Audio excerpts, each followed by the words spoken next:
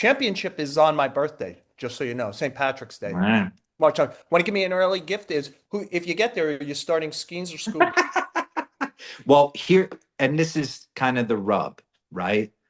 Well, the show's going to be a little different this week. My partner, John Heyman's a little under the weather, so my interview person is going to turn into my co-host. Mark DeRosa was supposed to be part of like segment two when we interview someone. He's going to be part of all three of our segments. We're going to talk a lot at the top about the New York teams. Mark is a guy who played a lot of positions. We'll ask him about Bo Bichette and Jorge Polanco playing new positions. He was on various teams that did a lot, like the Mets, and a little like the Yankees in an offseason. We'll ask about that. Of course, we're going to ask him all about the WBC, Aaron Judge, Nolan McClain, etc. With that big tournament coming up and him being the manager for the second time. Him and I will play hit an error at the end if you stick with us on the show with Joel Sherman, John Heyman, and this week, Mark DeRosa.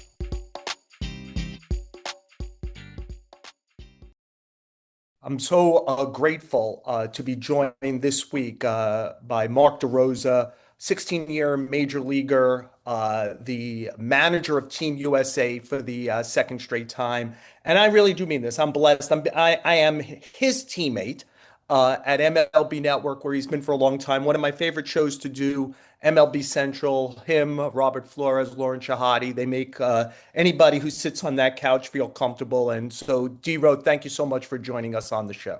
No, Joel, thanks for having me. You know how I feel about you. Northeast guy, grinds. I know how much time and effort you put into everything. So, yeah, let's have fun with this. Yeah, yeah. And, John Heyman's a little under the weather. He'll hopefully be back next week. But again, D-Row was nice enough. He's going to be with us for all the segments. The next one will be exclusively about the WBC because people are really fascinated and excited that it's coming. But D-Row, I thought I'd use your expertise at something. I went and looked at your baseball reference page. You played everything but center field and catcher on a baseball diamond. No pitching, but positionally. Yeah.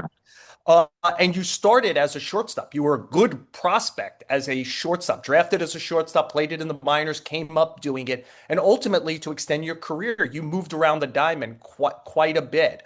The Mets are trying to turn a shortstop, Bo Bichette, into a third baseman, Jorge Polanco, who's never played first base, into a first baseman.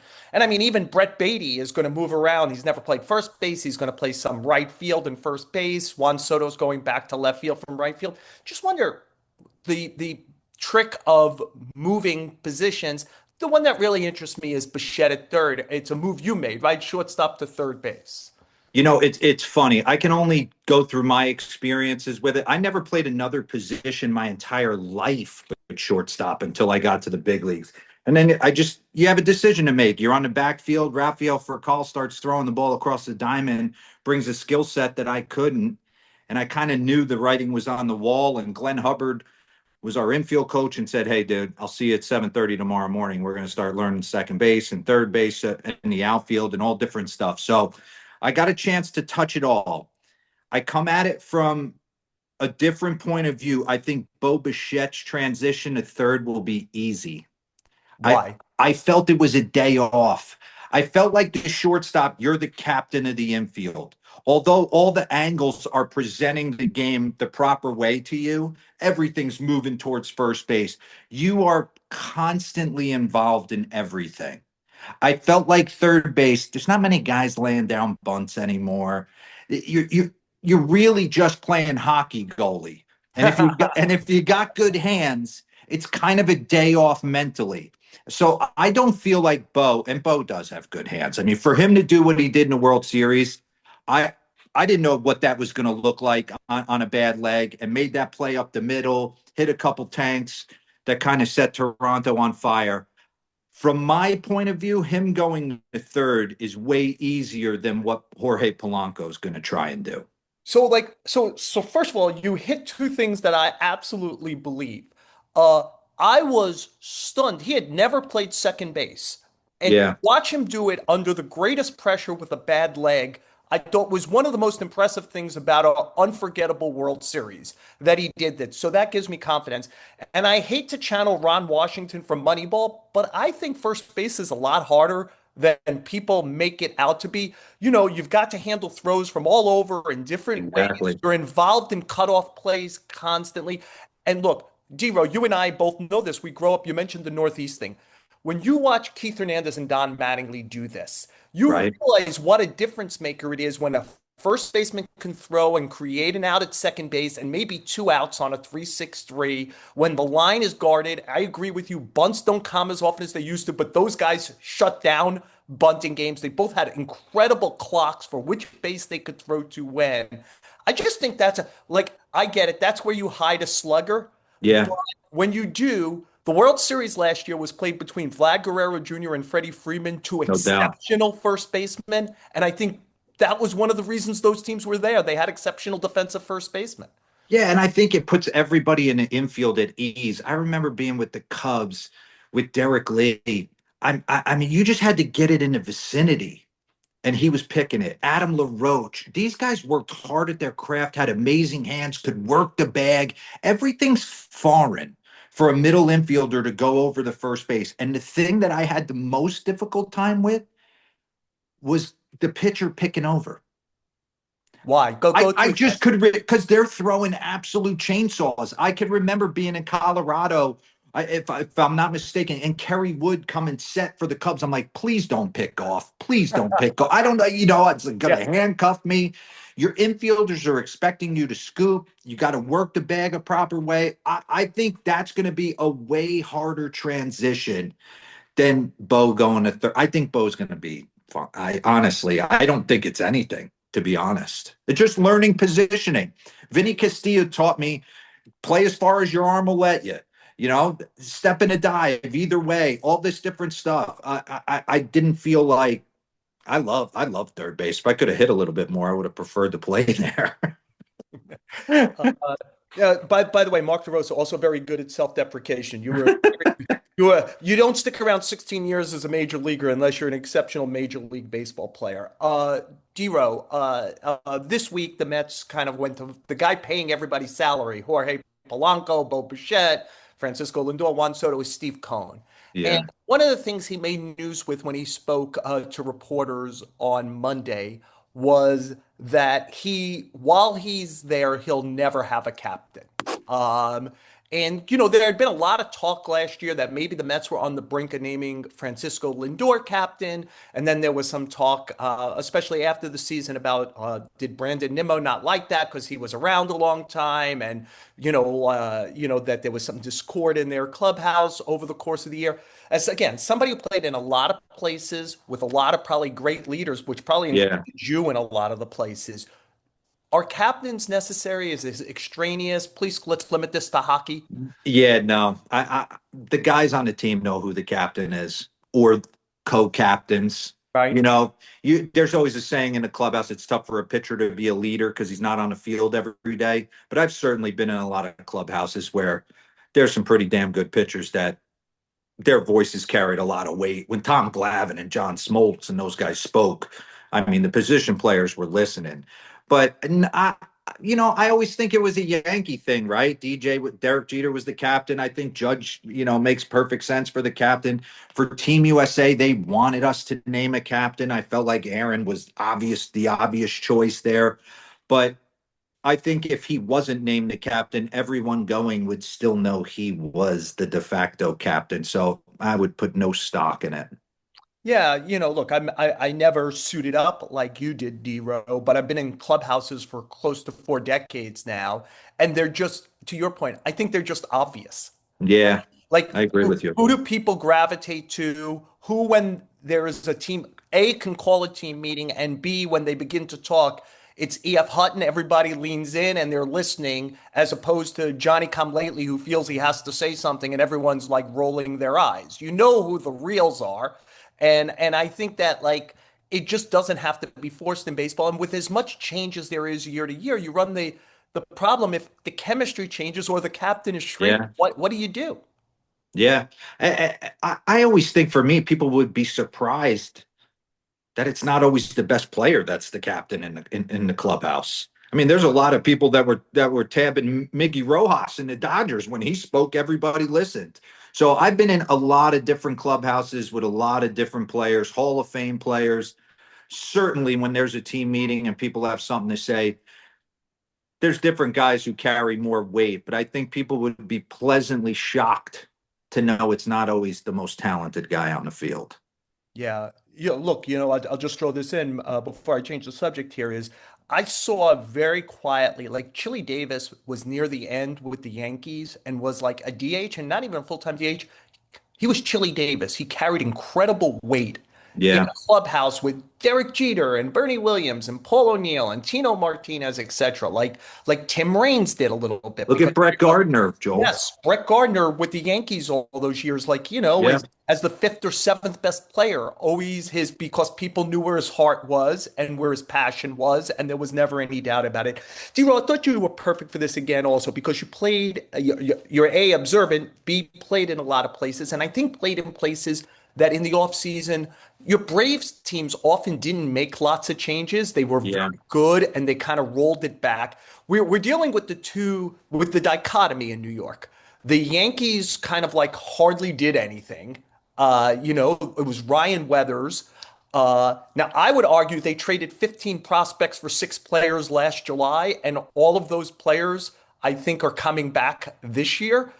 So, like, for a full season, that's not nothing. If this off season they traded 15 players for 6 guys, we'd be going, wow, the Yankees did a lot. Plus Ryan Weathers. So I think there's that. The Mets did a ton. And Yeah. they changed the face of the team. The four most experienced, senior players for longevity there were all moved out. McNeil, Nimmo, Alonso Diaz are all gone.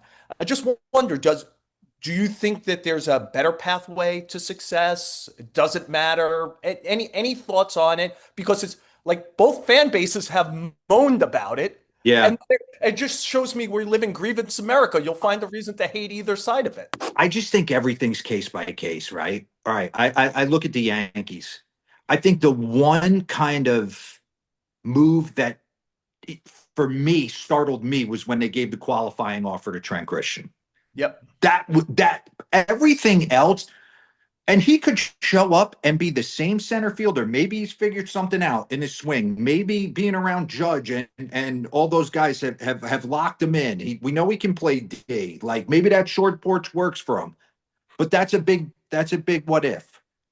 Bellinger covers you. The reason I was devastated when he was decided not to do Team USA because he wanted to honor the Yanks and kind of be in camp with them. He covered us in so many places and not just with the bat. It's like gold glove defense at 4 different positions. So if you can sign him, he's like signing 2 or 3 guys. I think there's big upside in some of the young starters, the Schlitlers. What are we going to get out of him this year? You're going to get Rodon back when? End of April, early May at some point. Cole's coming back. There really wasn't. I didn't think like the Yanks had a ton of moves to make that would have like shot. I don't know. Maybe you tell me. Maybe off the cuff, if there's one move that you would have liked to have seen them make. So look, I'm with you. They didn't. The line I keep using is they're not running back the 119 loss Rockies. They're running back a 94 win team. By the way, that Garrett Cole didn't play for at all. That Ryan Weathers didn't play for all, and a bunch of their guys, Ryan McMahon Caballero, played for 2 months. Like who should bring other stuff. Ryan McMahon's defense was a changer for them, especially when Fried and Rodon pitched the lefties. When the ball's on the ground, you got to have a third baseman there who could defend, and they hadn't for a while. I thought that was a big deal. I think the one place I would wonder about is just somebody, he's going to play for you on Team USA, David Bednar, somebody more comfortable to get him the ball Yeah. than what they have. Historically, the Yankees have kind of found that out of whole cloth, and they didn't last year for about the first time in 10 years. Their bullpen wasn't good. And they didn't find that. Like, for example, they traded for Jake Bird last year at the deadline, and he was terrible, but he was a borderline all-star for the I Rockies. know. And does he turn into it? And flipping to the Mets, I'm just, were you ever involved? You might have been part of, say, a group that went someplace I, in an off season that really like shook up a group. Like when you went to the Cubs, was there like a big That was a big No, but shakeup. yeah, That yeah, was a like big shakeup. Lou, obviously, the manager Lou Pinella was stepping in his first year. They signed Alfonso Soriano.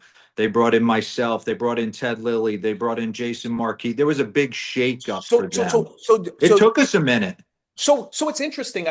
Let's just dig into that a little before Yeah, we go to break here, which is we don't think of baseball as a cohesion sport like basketball or football, where like everyone's got to know where everyone's moving all the time. and it's more than you think. Yes, It's more it's than you more than you think. think. And I think the big cohesion is you're just together for 220 to 250 straight days. Yeah. Because to me, we always, how many times me and you do a show in the offseason, we're talking about the winners and losers of an offseason. It's always the team that brings in the most, spends the most money, expend, and those teams are often disappointing because I think the cohesion in some way takes a long time to work. Yeah. I wonder what you, but your Cub team was pretty successful, right? You know, it took us a minute in '07 to get it rolling. We eventually won a division, but won it close. And then we came back in '08 and just put the throttle down. And I thought it was us and the Phillies all the way through were the two best teams in the National League. And we get bounced by Manny Ramirez, who was on a heater in the postseason. And then I get traded. And I would have liked an opportunity to run that back. Lou Pinella and their front office thought we were too right-handed at the time, thought I was a movable contract, and I got moved to Cleveland. It's funny. I look at the Mets, and it's like a lot of moving parts.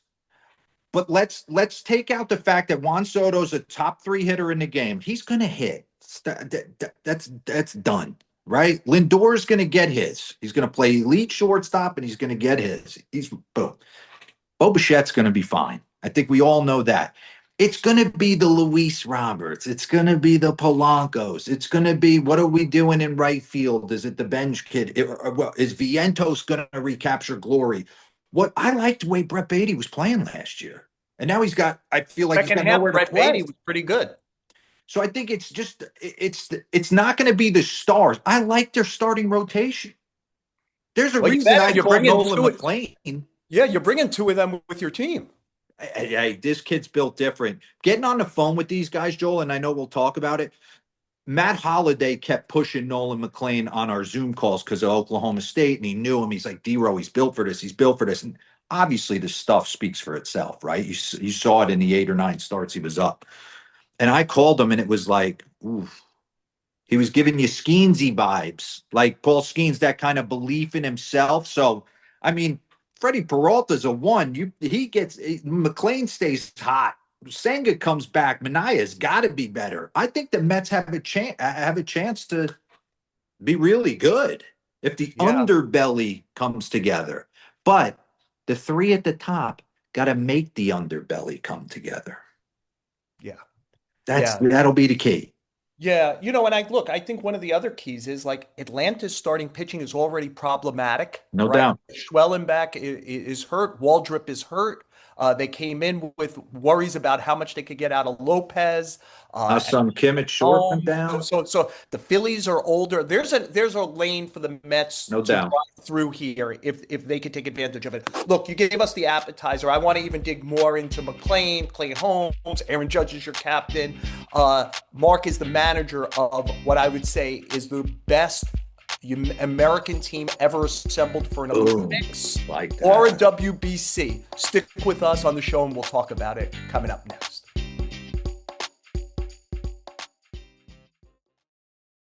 Back with Mark DeRosa on the show. And look, Mark, we love having you on this show for lots of reasons, but the most obvious is this tournament is coming up. I believe pool players March 5th to 11th, the semifinals and finals 15th and the 17th in Miami. And Mark, I know because I was up at the network with you so much last year. While you're doing a full-time job, you were doing a full-time job. You were recruiting like crazy. Yeah. And I mean, people should know that how much you care, how diligent you were, how much you were working behind the scenes. So I wonder if I could start with the literally the big guy with Yeah. Aaron Judge, because it feels like from talking to you when we were up at the network together that everything falls in place a lot easier once you get that piece. Can you talk about your kind of recruitment of Judge and what it meant to have him as first piece on the chessboard in place, captain of the team, to putting the rest together? we get back to the first part talking about captains. When I did this in 23 and Mike Trout was the captain, when we would hit, you could sense guys wanting to see him. Even the game's greats, they were watching what he was doing. They were enamored by the way the ball came off his bat. It sounded different, Joel. There's no denying it, right? So, like, I knew if we could get Judge, position players would fall in line because who doesn't want Kyle Schwarber asked to be he wants to be in his hitting group like that. You know what I'm saying? They want to be around this guy and see what he's about. We tried to get him in 23, and that's when he was going through the whole free agency process. I had reached out to him in 23. He didn't know if he was going, San Francisco, and we were at the winter meetings. There was a bunch of stuff going on. I remember it. And he kind of just said, it's too much on my plate mentally. I'm going to back out, and then hopefully in 26 it works out. So right when I got to the network, right before opening day, Andy Pettit, who's the pitching coach, who's a friend for life now and one of the best dudes I've ever met in my life, um, he texted me and goes, "Hey, just so you know, I've talked to 99 already down in Tampa, and he's in if you want to call him." I called him literally within the hour. And I just left a message, just said, "Hey, Aaron, I'm not going to bug you throughout the year. This is Mark DeRosa. I talked to Andy Pettit. I'd love for you to be, obviously the captain of Team USA and kind of start with you and filter everything around you as the pillar of this thing." And he called me back within 48 hours and was like, "Hey, I'm in. I want to do it." So I just kind of slow play. That's how I kind of, Joel, I started it in April. I just started slow playing and trying to make pitches to if I was building a dream team at night in my apartment on paper and trying to make lineups out and pitching staffs and all and I was just slowly cold calling people and seeing where their head was at. Paul Skenes was my next call. And how'd that go? So take us through it. So that's yeah. So I knew I had the pillar for the position player side. I figured, the rub on Team USA has always been it's very tough to get their pitchers, not for lack of want to, for lack of teams not wanting them to. And right. the risk reward aspect of it, which I totally get. But this thing's got legs now. This thing's a monster. So guys want to be a part of it. So I knew with Skenes's kind of military background, the whole Air Force Academy transfer in LSU, I knew it would kind of be in his heart to want to do it. I just didn't know. So I just reached out to him and he called me back right away. I said, "Hey, Paul," and he goes, "I'm in." I said, "I don't have to pitch you. I got a whole pitch in place ready to give it to you." And he goes, "No, Mark, this has been on my heart for a while. I want to do it for every serviceman and woman that stands and protects us and allows us to do what we want to do." I said, I mean, you're changing the game now. You're going to change it for us because you will be the best pitcher that's ever put on the USA uniform and taken the bump. So after that, it was like, all right, if I got Judge and I got Skenes, A, we got to hold them. And B, let's start. Then it was Skubal. Then it was Zach Wheeler. Then it was, I just kind of started going down the line. Yeah, everybody has been just over the moon to want to do it. And it's funny. I wish we had 35 roster spots because there's some guys that are getting left out that shouldn't. So Mark, you mentioned that this has legs, and everyone wants to do it. Is that because of last time? I mean, I think that there was such great momentum, and then, like, come on, man, if you and I are drawing it up, we'd probably draw it up with Trout getting a home run. No But doubt. we certainly draw it up as Ohtani versus Trout to end the tournament. Yeah. And U.S. versus Japan. Look, I don't want to be disrespectful to any of the other teams in the tournament. This is so great that players from all over the world play our sport, like we're not going to get political, but in a problematic time in the world and our country about people coming together, like people come together and play baseball. If you could see a clubhouse, how many Yeah. different people from how many different places create harmony to make things work. And this is a time where people get to show some pride in where they come from. But clearly, people would like to see it come down to you two again. Is that why there's such enthusiasm this time around? Yeah, I'd like to give some credit to the Latin American countries as well. I mean, I played winter ball in Venezuela when I was coming up through the Brave system, and it changed my whole mindset.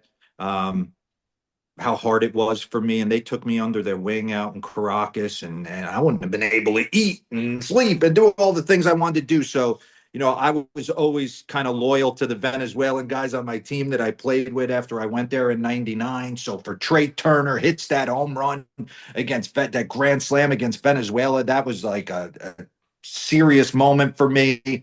And all the guys, I had told the guys prior to that game that if someone went deep, I wanted us to all go to home plate. Like I wanted change for listen, for 162, it's a marathon. You can't at least I couldn't act a certain way for 162. But for 2.5 weeks with the whole world watching in a blast like this, I know how my son is 16 years old and consumes the game. And I wanted to like let's take it to the next level. Like we're okay to have a little fun as well. So I thought that was a huge moment. I always felt like the Dominican and Venezuela and Puerto Rico and the way they play with such passion and their fans and Mexico, that was a tough night for us in 23. I mean, they were on fire, hitting bombs. The fans are going nuts. So I think the Latin American countries kind of gave it this passion. And then it's like the mysteriousness of Japan, right? Yeah. Like just everything that kind of about them that makes them so fantastic. And then obviously Yamamoto becoming a star in Game 7. But even going back to that, Joel, I kept looking at the lineup card, going, "No way, no way." And I could see him walking down to the bullpen. I'm like, this is coming down the pike. Like this is gonna Yeah. happen. I Yeah. actually like. I was hopeful that Mike could get him, but in March, throwing 100 with that kind of movement, it was just like, whew, it was a big ask. Yeah.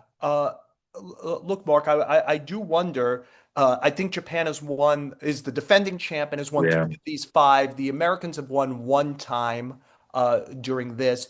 You have assembled. Well, look, I think people would go back. There was an Olympic team in the late '80s that had like Bonds and like McGuire, great players. I dare say this is the best group of Americans ever assembled for a thing. Is there? But you mentioned how this is baseball. Like Mexico could have a good night and your No tournament doubt. could be over, right? Is like one night. What's the pressure on you and this team to kind of especially unseat the Japanese? I'm proud of the work I put in with the coaches and Mike Hill in the front office to build the team. I wanted to build and I want to stress this, a team, high character guys that added a certain vibe and value to the ball club for the lineup to flow. If you go back to some of the other teams in the past, whether they won or lost it, there may have been like, listen, you're never going to get Judges one of the best players of all time, but like the Griffey Juniors and the Chipper Jones, and I can make the argument another team might have had more start, but there hasn't been a team that's been assembled to win this thing. Right, right, left, all the way down the lineup. The bullpen, every guy there can handle lefties and righties. Um, the closer, Mason Miller, that could kind of bleed off David Bednar. Everything has been built. Strong defense up the middle, speed at the top and bottom of the lineup. Like it was done by design. I did not just say, "Hey, let me get the best superstars in the game and put them in a room and see what happens." I tried to truly like build it. All right, Bobby Witt's leading off. Who's hitting second? Judge, where does he feel most comfortable? Two or three? Where does Schwarber like to hit? And try and get the best players that fit our profile, high character guys where there is going to be no feeling out process when they show up. I don't want any of that garbage. Like who's the alpha in the room? You're all alphas. There's a reason you're here. Like Corbin Carroll, Listen, I could have made the argument for about 3 or 4 different left fielders that made sense. But for the way I wanted to build the lineup and the way that it was currently built, I felt like Roman Anthony checked so many boxes for us that it was like he's the guy. Maybe if we were constructed a little differently, it'd be someone else. But I feel like he's the perfect addition. Plus, he's got that it factor to him, and you're trying to grow the game too. You want championship is on my birthday, just so you know, St. Patrick's Day. Right. March on. Want to give me an early gift? Is who if you get there, are you starting Skenes or Skubal? Well, here, and this is kind of the rub, right? We do have to honor some of the parent clubs. Guys are going to have to throw on certain days to be ready for them to start opening day. And that is kind of the rub. So, like Logan Webb is going to probably pitch game one because they open up with the Yankees a day before everybody. And the way it lines up, he's got to throw that game. Um, yeah, it remains to be seen. But I'd leave it alone for now. But that'll be done more in honor of the parent club than what I totally want to do. So I wonder if we could dig into that a little bit, Mark. Is like the resistance for this tournament is always about that. It's about the pitcher, Yeah. right? Like organizations don't want to give you their guys because out of sight is also out of their ability to control how hard they're going, effort. And nobody wants to get into one of these games and go 90%. This is a 100% tournament Mhm. in March. And like guys, and teams don't want these guys at max effort on March 11th, Yep. right? They want something else. What do you tell teams to convince them that you and Andy and everybody who's there, Andy Pettit and everybody there is going to take care of their guys to the best ability possible? Yeah, I would say, Joel, that we honor, like, I probably should give all these away. Like, we honor as much as we can, right? Like, Paul Skenes is going to have his bullpen guy there. Is going to have people there that are preparing him, that work with Pittsburgh. Same with Skubal. Like, we're honor. I've been on the phone with AJ Hinch and his representation, and we're going to honor as much as we can to make them feel good. There's a 65 pitch limit in pool play. That's where they would be in spring training anyway. But there are some teams that say, "Hey, can you dumb it down to 50?" Yeah. The relievers have almost more guardrails on them than the starters, right? Because And they're that not kind of used, like put you into the box last no time, right? doubt, Where and where like it'll put us in a little bit. That's why the roster's been built a little bit differently. We're carrying an extra arm. People were shocked that Kershaw was put on the roster, but the reason we did that was because of what happened to us in Mexico last year. When we played Mexico last year, or in 23, Nick Martinez struggled. Brady Singer struggled. The two piggyback starters struggled. So we had to go get them quicker than we probably wanted to. And by the time we got done with the game, we had to, Devin Williams threw one pitch, and I asked him to go back out for the ninth, and he had never done that. So he didn't do it. So I had to bring Ryan Presley, burn him. We didn't have coverage for the Canada game. So if Lance Lynn doesn't go 65 pitches, Adam Wainwright's got to come out of the bullpen on, 2 or 3 days rest and basically throw, he'd be fine and he'd grind it out, but he's going to basically throw a side. So the right. reason we wanted to add a pitcher that could bail us out in a situation, whether we were blowing a team out or vice versa, was to not use the pen guys to reset us. And who's going to do that getting ready for a season? That's a big ask. You might pitch, you might not. Just Right. hang out in the bullpen. Well, who do these guys want to be around? They want to be around the best. So I called Kershaw. I said, "Would you be willing? Let me walk you through what I'm thinking." And he's like, "Oh, yeah, I'm in." So he's been kind of sending me videos of him throwing. So there Yeah. will be a moment where Clayton goes into into the game and pool play to kind of get some outs for us and hopefully allow us to roll out things the way we want to roll them out. Mark, I could almost feel like I could do hours on this, going through every player on your team. And I am actually going to be in Arizona for your some of your workout days, and so I'll personally ask you some stuff there. I wonder if the place to end is this on the WBC. You're managing this team for the second time. Yeah. You're still you're in what would be your prime years to manage. And you're highly regarded around the sport for your passion, which anybody who's watching this is seeing, your intellect, which is anyone who watches the network sees. Uh, do you want this to roll into the next thing? Joel, it's funny you say that because I really don't think past this. I really don't. My son's 16 years old. He's a sophomore. He just started playing. He's starting varsity for his high school team, playing the outfield. I didn't, my parents were always at everything I did, football, baseball, didn't matter.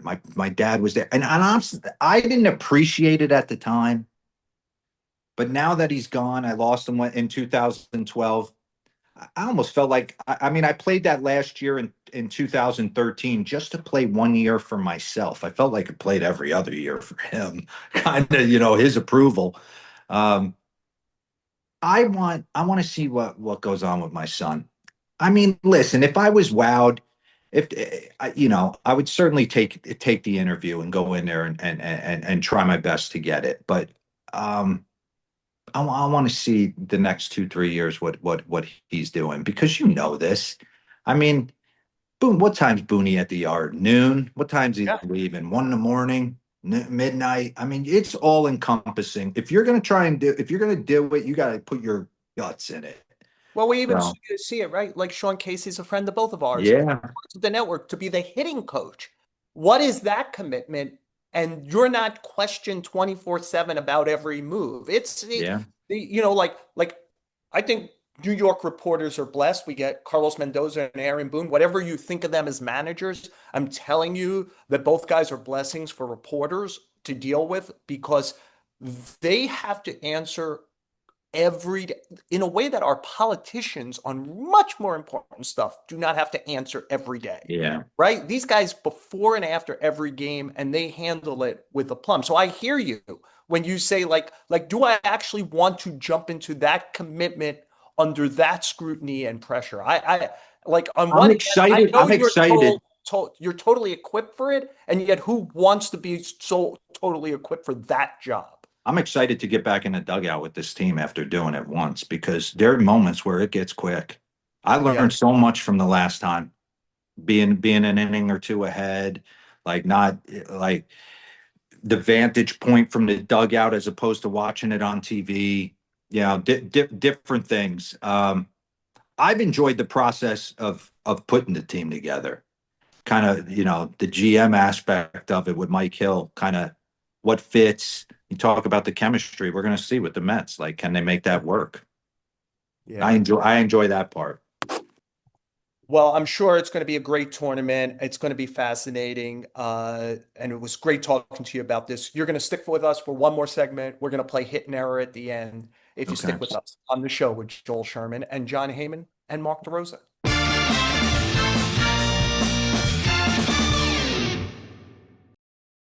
So you get to fill in completely for Heyman today. We play hit and error at the end. It's your floor, Mark, hit or error. Yeah, I'm going to say. Listen, I'm going to say it's a hit. I'm going to come at it from the positive. Growing up in New Jersey and watching the career of Mike Trout and being just in awe of what he's been able to do. And he's obviously a first ballot Hall of Famer. He will go down as one of the best of all time to do it. I had the privilege and honor of coaching him and getting to know him in 2023. We've created a friendship over the years. And I just see so much on social media on how can you not have him on Team USA? How can you not have him on Team USA? And Mike's a quiet guy. I think today was the first time he actually came out and addressed the insurance portion of it.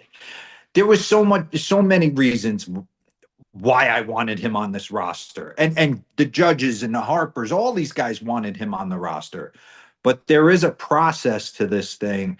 And a lot of it was based on, medicals and playing time from last year and there's been a couple guys over the course in 2023. We couldn't get Clayton Kershaw insured. I told you this in the break. A guy who bleeds red, white, and blue, who I think would be perfect for this tournament, is Nate Eovaldi. He's called me and asked me to pitch in any capacity, like I could get him on the team. So to think I didn't want Mike Trout or the staff didn't want Mike Trout on the team, I just would like to kibosh that on social media. So can I hopefully help you? And I don't think I'm betraying a trust. Like if you do my job at MLB Network, you're a bit of a vagabond. You don't have an office. You move from office to office. The one I get the most is the one that Mark DeRosa and Al Leiter share. DeRosa is Mark's there in the morning, often when I'm there to do his show. And I remember you telling me that Trout was going to be on the team. And Yeah. I was the one me. So, like, if anyone wants to get upset, like I said, Mike Trout, like, he isn't what he used to be. Why are you putting him on the team? And you looked at me like I was out of my mind. You're like, he's Mike Trout. Of Yeah. course, I'm going to put him on the team. So, I'm here. If anyone says that you didn't want him on the team, I know months ago, before the words insurance and WBC were used in the same sentence, that you were going to put him on the team because And I don't know all the variables to how you get insured and how you don't. Obviously, you got to get on the field for. I mean, Byron Buxton played 130 games this year. I kept reading reports that he was going to have a tough time getting insured. I mean, he posted. I mean, yeah, everybody's got to go down the line, but I mean, we've seen it with the Carlos Correas and Lindor, obviously with the hamate bone situation. But Mike was one of those guys that didn't get on the field much last year, and yeah, I love Trey Turner. Trey Turner hit 5 homers for us and hit a huge grand slam, but I felt like it was Bobby Witt's time, and there you go to clubhouse chemistry. I didn't want Trey Turner backing up Bobby Witt, and like there's a whole vibe there that I think I didn't want to put him in that position. So there's a lot that goes into these decisions that I think kind of gets lost in translation. But it's obviously Aaron Judge's time. We would add a tough time if Mike wasn't playing center field. Where was he kind of going to fit in? Was he a DH with Kyle Schwarber? But it just from an insurance standpoint, there are some things that we just couldn't get across the finish line. look, I'm going to forego because that was good. A traditional hitter error at the end. I will just, and I hope it embarrasses you, make a hit. I was mentioning that if you do what I do, I'm a vagabond. I move from office to office, depending whatever. Uh, Mark, your kindness when I'm in your office is unreal. Your willingness to share your knowledge with me in those situations. I learn a lot of baseball 120 and 180 seconds at a time as you're running in and out of the office to go do your breakdowns on film. Uh, so this show is done usually by me and your other colleague, John Heyman. John couldn't do it. It's a hit. You stepped in and said, yes, I'll do the whole show. Unreal. Your kindness to me at the network, which makes it so much easier to convince other former baseball players that I'm somebody they could talk to and Yeah. not be an idiot. It does help. So I'm giving a hit to Mark DeRosa for joining us on the show and wishing you nothing but the best of luck in your tournament. I don't. Let me just do this quickly before I say goodbye, Mark. Our MVP every week, though, is Tommy Hogan, our producer. Apple, Spotify, wherever you listen to podcasts. Please rate and review us. The New York Post Sports YouTube page. You could watch us on this. It always helps if you leave some comments and some likes and watch the whole show. Mark, I am going to see you in Arizona in about a week and a half or so. Whenever you're getting out there, I think there's press conferences March 2nd and 3rd in Yeah. Arizona. I'm going to be there, and sincerely, you are going to be our guest this week, but stepping in to do the whole show is A, helpful, and B, means a heck of a lot to me. So I truly appreciate you. No, thanks for having me. I listen. I feel the same way, Joel.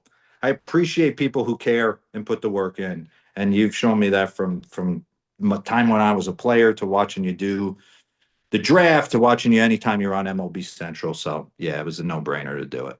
All right. Well, the manager of Team USA is Mark DeRosa. I hope everybody watches that tournament because it was special last time. Yeah. And we see when it is countries. Like nobody cared about the NBA All-Star game, and then all of a sudden they did over the weekend again because people do have national pride, and I hope people turn in to watch you and your team. So thanks again, Mark, and please everyone stick with us on the show.